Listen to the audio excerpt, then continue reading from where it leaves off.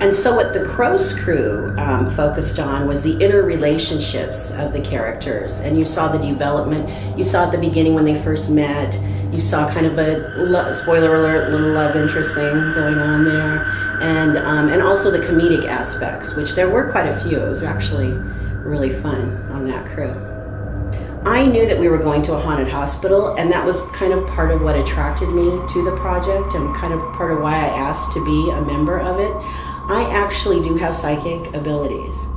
So way before we went to the hospital, I had done some white light healing, and those of you who are psychics or mediums or know more about paranormal may know what I'm talking about. What I did is I kind of set what I call my angel brigade ahead of me to kind of talk with the spirits there and kind of negotiate that I'm there, in good spirit, to please not mess with me or be mean to me, that I will be open to receiving, but I wanted to be protected.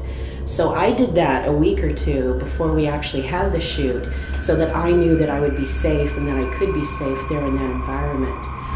As a paranormal person, I know that entities quickly recognize people who do have those abilities, and they do tend to come around and contact you.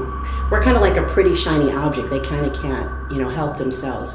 I also knew that going in with a film crew with all this electronic equipment, those spirits will use that energy, the batteries and everything, to make themselves appear and to actually come into our realm.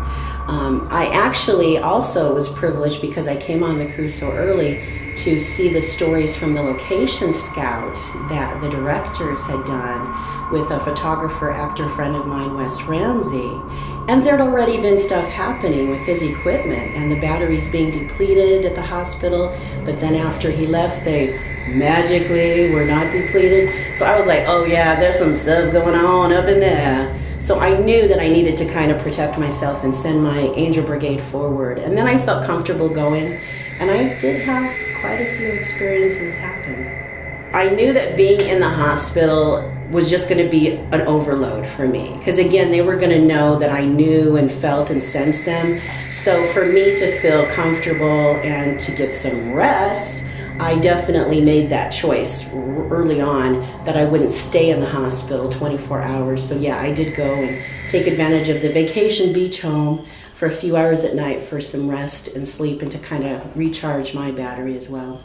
The one that I felt the most overwhelming, dramatic response to was actually when we were filming in a surgical room. It was actually an operating room. I was not inside the room because of script soup. I need to kind of stay away from where the cameras are and out of sight.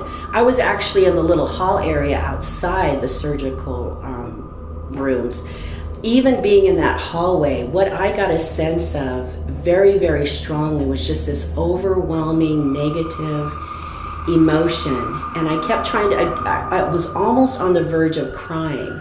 And when I thought about that and was trying to figure out what that feeling was, what it really made me think of and reminded me of is right after you've been told someone you love has just passed away, and you feel that tidal wave of sadness, but you're not quite crying, it's kind of welling up inside you.